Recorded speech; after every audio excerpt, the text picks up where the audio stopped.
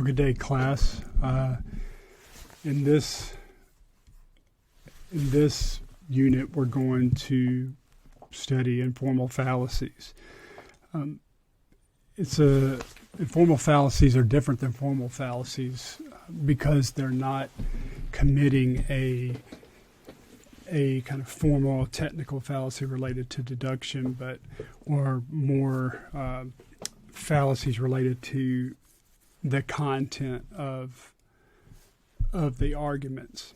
And so for this unit, we don't have any reading for it particularly because the Kane book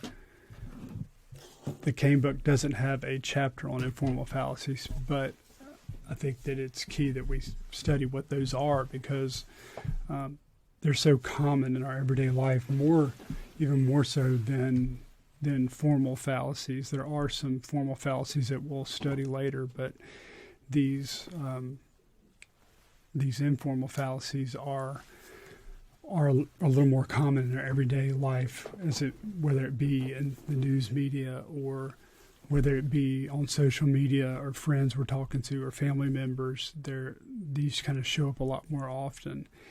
And so instead of having a reading assignment for this week, I want you to read back through the PowerPoints that I've provided, and you can see the breakdown of what these informal fallacies are. As far as the assignment goes, I've given you a spot the fallacy exercise, and that is going to be watch a video that I've embedded in the unit. It's a video of a conversation between Piers Morgan and I think it's Susie Ortman and a gentleman named Ryan T. Anderson, who is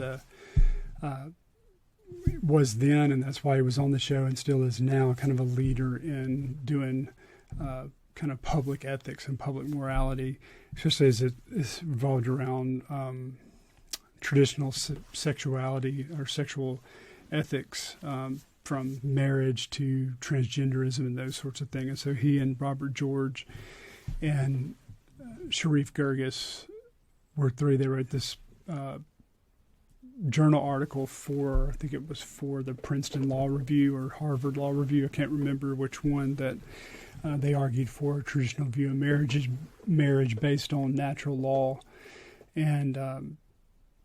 And then that kind of made some waves and gained them some notoriety. And then he was invited on the show with Piers Morgan. Piers Morgan, I think it was right around the time of the decision of Obergefell, and was asked to talk about his view of marriage. And you'll see there's an exchange, and they made Ryan T. Anderson sit in the crowd, and they from the stage and the platform are engaging him on the question of what is marriage. And I think it's a really good example and something to look at, and want you to look at and see how many of these informal fallacies you can spot. And I just want those written down or typed out in an electronic document with your name on it and turned in to me, turned in and submitted through the Canvas portal.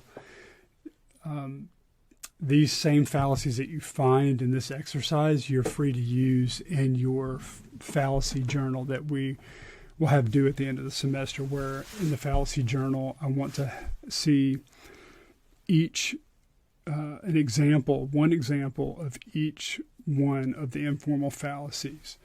I want to see one example of each one of the informal fallacies that we'll cover. And I want the example, kind of a title per se of the example, a description of the example, a reference to where I can find the example. Doesn't have to be in Turabian or anything like that, but just a way to get to the example, whether it's a YouTube clip or a article you read or a blog post you read, or perhaps even a social media post you read, a link to that, and a very brief description of how it fits that fallacy, how that is an example of an informal fallacy. And so you shouldn't have, a problem with this. The main rule I have in this assignment is that in the fallacy journal assignment, that's due at the end of the semester is that you can't Google a fallacy and then get all the results of examples of that and then use that. So what I want is you through the course of this semester to, especially from this point on and after watching this video, the spot the fallacy exercise in this unit, through the course of this semester, as you're looking at social media, reading articles, maybe even a clip of a movie in a scene in that movie, or a YouTube video or a podcast or whatever it may be, some form of communication where you've seen one of the fallacies used, be able to identify those, see those in action, and then keep a journal of that. But remember, for the fallacy journal, I just want one example of each one of the fallacies. So we'll talk more about that. You can look at the syllabus for instructions on that major assignment, the fallacy journal. But for this week's unit 3, I want you to do spot the fallacy exercise by watching the Piers Morgan video that's embedded in the unit and identify as many informal fallacies as possible. And as always, that's due at the end of this week on Sunday by midnight. And you can submit that within the portal there. So kind of talking briefly about informal fallacies, these are normally divided up into different kind of 3 big categories, and then you have 4 to 5 examples of those broader categories of informal fallacies. So what is a fallacy first? In a general sense, it's any error in reasoning is a fallacy. So you can have formal and informal ones. And as logicians typically use terms, a fallacy is not simply any error in reasoning, but a typical error whose common pattern can be detected. So it's seeing a common pattern that's then been categorized and identified, kind of analyzed, and then categorized, and then examples fall into that category. So in a sense, each fallacy is a type of erroneous reasoning or incorrect argument. And fallacies can pass you by quickly, so to speak. That a fallacy is a type of argument that may seem correct, but proves on kind of reflection and stepping back in examination not to be so. So they're used rhetorically, and maybe not even really self-consciously by people. They're seeking to make arguments, seeking to reason, seeking to persuade, and because of whatever factors, basically bad thinking. At the end of the day, they're using fallacious reasoning to make a point, and so they can seem correct, but they prove to not be so after more analyzation of what's going on. Kind of a big category, one of the first big category in informal fallacies is fallacies of relevance. And these are fallacies are those in which the premises are simply not relevant to the conclusion drawn. So logicians were able to see this big, broad category of fallacies of relevance, and then begin to see different types of fallacies of relevance, and they may, however, appear to be relevant, but and thus deceive. So they're tricky. Fallacies are deceptive, so to speak, because they seem to not be like fallacies, but upon further analysis they are. So the first is the appeal to the people. So this is an ad hominem, kind of the Latin word, and you may have heard this before. It's a fallacy when it's an appeal to the people. So appealing to the majority to prove the truth of a conclusion, that this must be true, X must be true because the majority hold that view.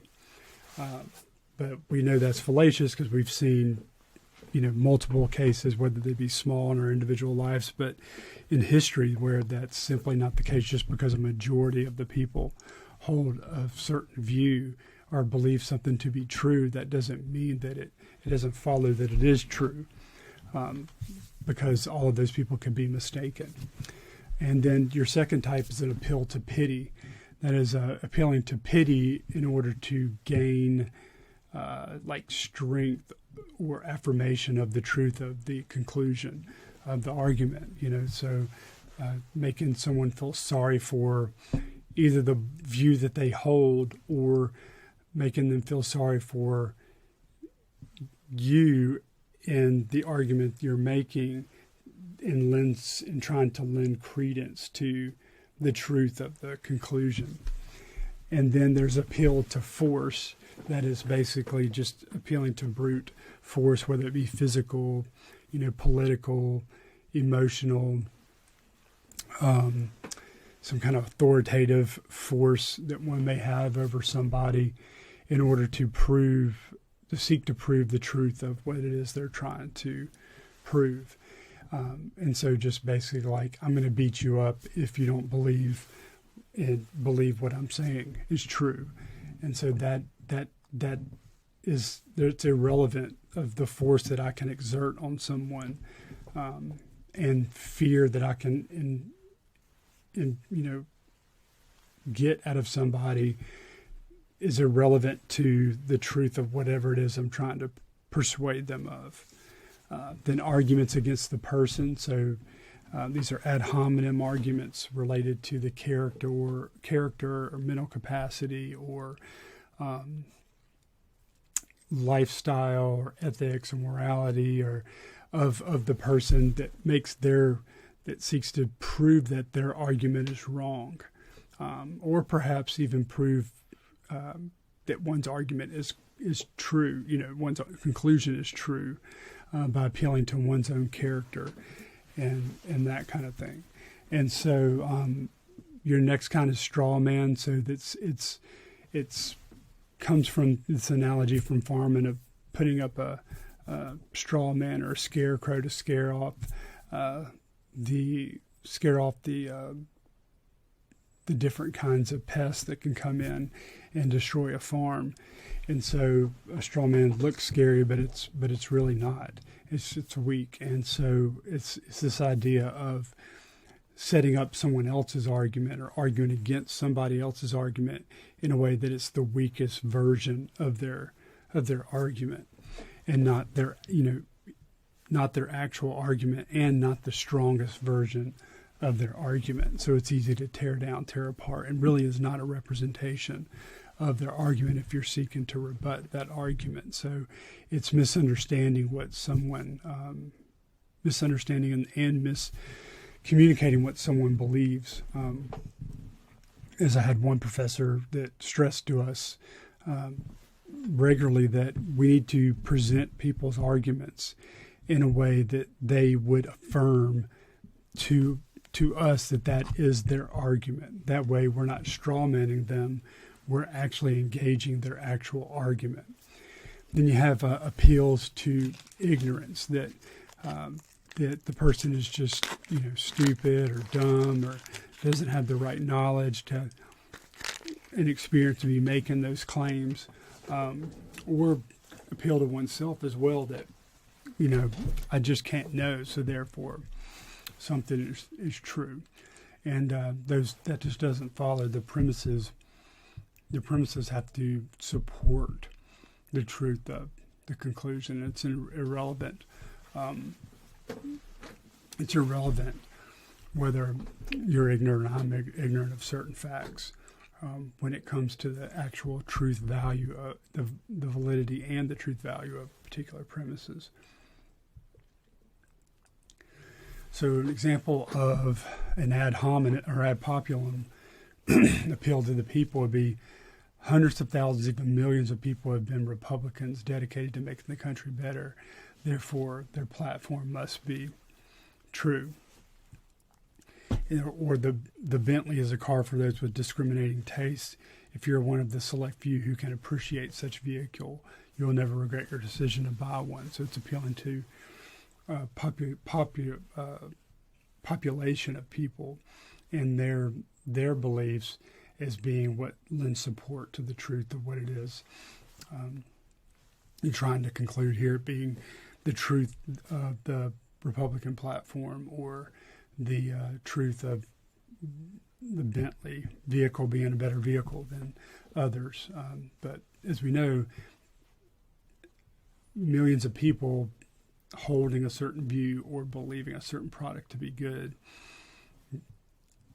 it doesn't in and of itself provide support for the truth of the position they're holding or to the quality of the product that one is trying to persuade others is good and good quality. So it's irrelevant. Appeal to the masses is irrelevant. So attempt to persuade a person or group by appealing to the desire to be accepted or valued by others or a certain group. So premises, you will be accepted or valued if you believe this statement. This is kind of breaking down kind of the general form of a fallacy like this, that you'll be accepted or valued if you believe this statement or be part of that group, or because a big group of people believe this, therefore it must be true. And the conclusion, the statement is true. An example in Scripture is, if you let this man go, you're no friend of Caesar, instead of about the truthfulness of the justice of whether letting Jesus go or not. Sometimes it can take on this form of kind of snob appeal that only the elite really understand or really know. And if you want to be one of the elite, then therefore you should believe what it is I'm saying to you, and therefore you'll be one of the elite. So this kind of snob appeal or bandwagon kind of idea where most people believe it, therefore it is true. So you kind of have these different little nuanced ways in which the ad populum basically works. So you'll be accepted or valued if you believe this statement. So this statement is true. So appeal to be part of the in-group, kind of that seems to take on kind of the snob appeal sometimes, or a more bandwagon sense of most people believe it, therefore it's true. The second one's appeal to pity, ad misericordiam. So an example of this may be, you must have graded my exam incorrectly. I studied very hard for weeks specifically because I knew my career depended on getting a good grade. If you give me a failing grade, I'm ruined. So whether about the objective truth of whether the exam was the answers on the exam were correct and it was graded correctly. The conclusion that you must have graded my exam incorrectly is based on the fact that if the person receives a failing grade, they'll be ruined. So therefore, the professor must have graded their exam incorrectly. Whereas it'd be more objective in saying that you must have graded my exam incorrectly because these are the answers that I studied and memorized, and here's what my notes say. And I got these notes from your PowerPoint, so that's what your PowerPoint said. And so therefore, your PowerPoints were wrong, and your test was mistaken or something like that. But not, you graded my test incorrectly because if I get a failing grade, I'm ruined. That's appealing to the pity of the person, because the professor would then, if they granted that, they have to grant that they graded the exam incorrectly. Why? Based on the pity for the person that would be ruined by the way that they graded it. And that just doesn't follow. That it doesn't work.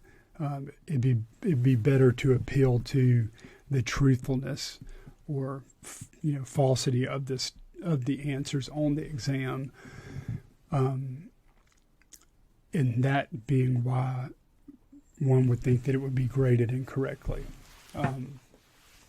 Another one could be, ladies and gentlemen of the jury, look at this miserable man in a wheelchair, unable to use his legs. Could such a man really be guilty of embezzlement? Well, that's appealing to the pity for the defendant, and based on the condition that they're in, and then the conclusion being drawn, therefore they can't be guilty of embezzlement. So therefore, you should rule them innocent of embezzlement. Well, whether they're guilty or innocent of embezzlement is irrelevant to whether they're in a wheelchair, unable to use their leg, and detached from the pity we would feel for them for those facts about their life. And then it's kind of the argument from pity brings up the interesting question: are there arguments that invoke pity that don't commit the fallacy?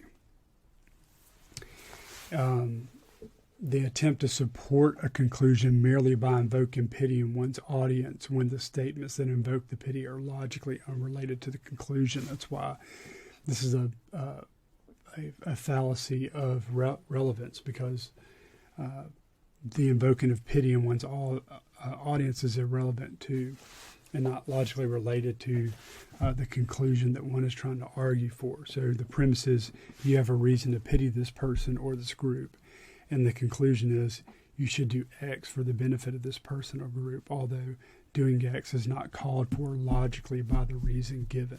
It's just for pity of the group. Now, if the call is to have mercy on them, have pity on them because of, if you're calling someone to have pity on someone because of X, Y, and Z circumstances, and then the conclusion is have pity on them, please have pity on them, then that's different because you're actually asking for pity. But the appeals to pity are appealing to pity in order to prove something unrelated to the issue of pity itself. So they're logically unrelated. Next is a appeal to force. It's called an ad baculum. So if you don't accept that the sun orbits around the earth rather than the other way around, then you'll be excommunicated from the church. Therefore, the sun orbits the earth rather than the other way around. So you identify the threat and the proposition. You show the truth of the proposition is not logically connected to the threat. So the threat here is excommunication. So therefore, you need to believe that the sun orbits the earth rather than the other way around, or arguing from premises related to the truth of whether the sun orbits the earth or not, and then concluding that the sun orbits the earth. That would be more logical, not the sun orbits the earth, because you'll be excommunicated from the church if you believe otherwise. Therefore, the sun orbits the earth. That's just an appeal to force. It's logically, the premises are logically unconnected to and unsupporting of the conclusion that the sun orbits the earth rather than the other way around. I mean, that's just how these work, how these fallacies of relevance work. So the attempt to defend a conclusion by threatening the well-being of those who do not accept it. So premise, you can avoid harm by accepting this claim. Conclusion, the statement is true. So it's psychological or physical, threat and violence that's is threatened. You have ad hominem arguments. These are arguments against the person that, instead of involving like a rational critique of an argument or a statement, one attacks the person who advances the argument or asserts the argument, asserts the statement. So it can attack the moral character, and that's called an abusive ad hominem, or it can attack the judgment of the arguer because of circumstantial factors. So it's called a circumstantial ad hominem. And the argument, the example I had before this of John McCain being critiqued on his view of the economy because he he didn't know how many houses he owned, and had to check with a staff member when he was asked about how many houses that he owned. And they kind of concluded that at least 4.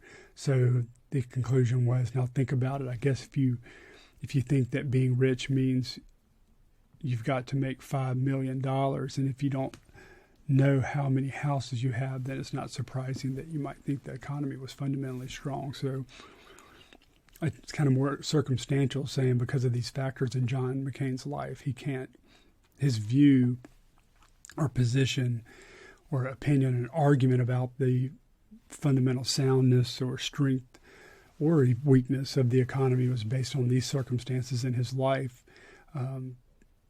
That would be an example of the circumstantial ad hominem, and kind of verging on the line of abusive, in a sense of maybe saying something about his character, a character flaw in being more wealthy, and then therefore, because he's wealthy, then he can't, his position on the economy is false. So as you can see, that's irrelevant to whether his arguments for the strength or weakness of the economy is true or false. Those would need to be based on other factors other than John McCain owning a couple houses, or his character of his life as being one as wealthy. It would be related to principles of economics, statistics, observations of trends, and those kind of things. So that would be more relevant. That's why these are, once again, called fallacies of relevance.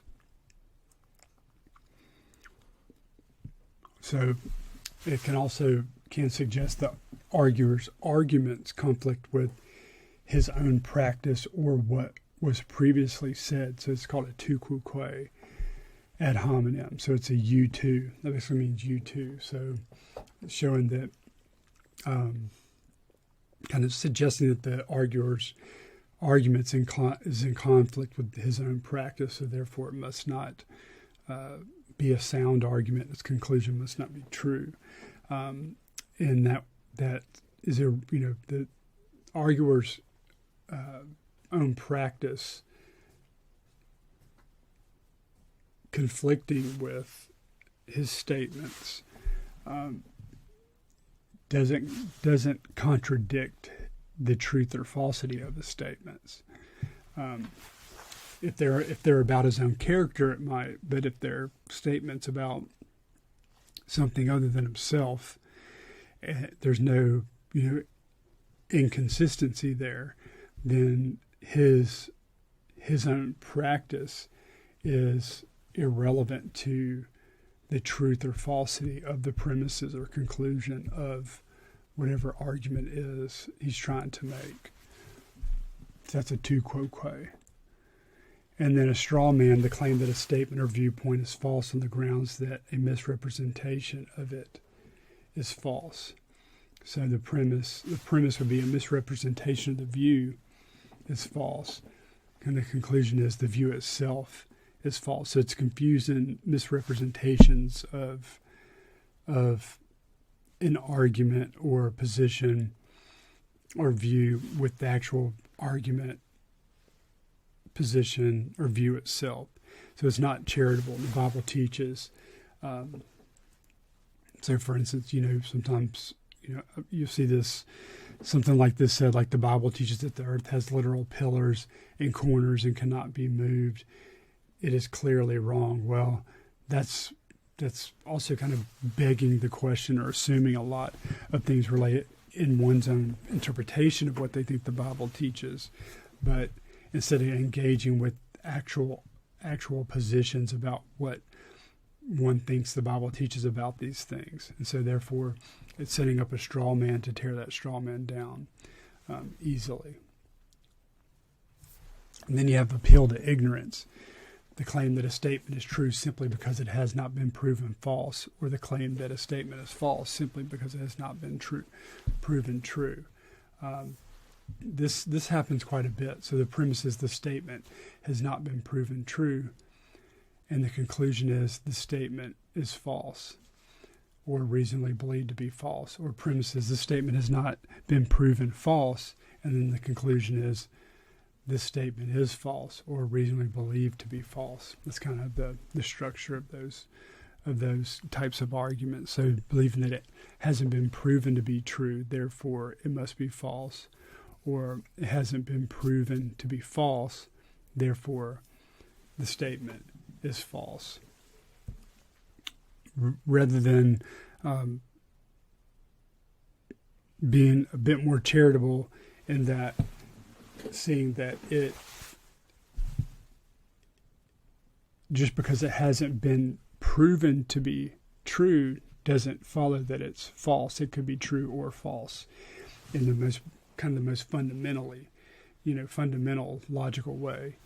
Or it hasn't been proven to be false, therefore it must be false. Well, no, it hasn't been proven to be false, then it hasn't proven to be false or true. The statement could be true or false. So that's what's entailed there, rather than it is false because it hasn't proven to be false, or it is true because it is false because it hasn't proven to be true. A statement not being proven to be true or a statement not proven to be false only entails that the statement could be true or false.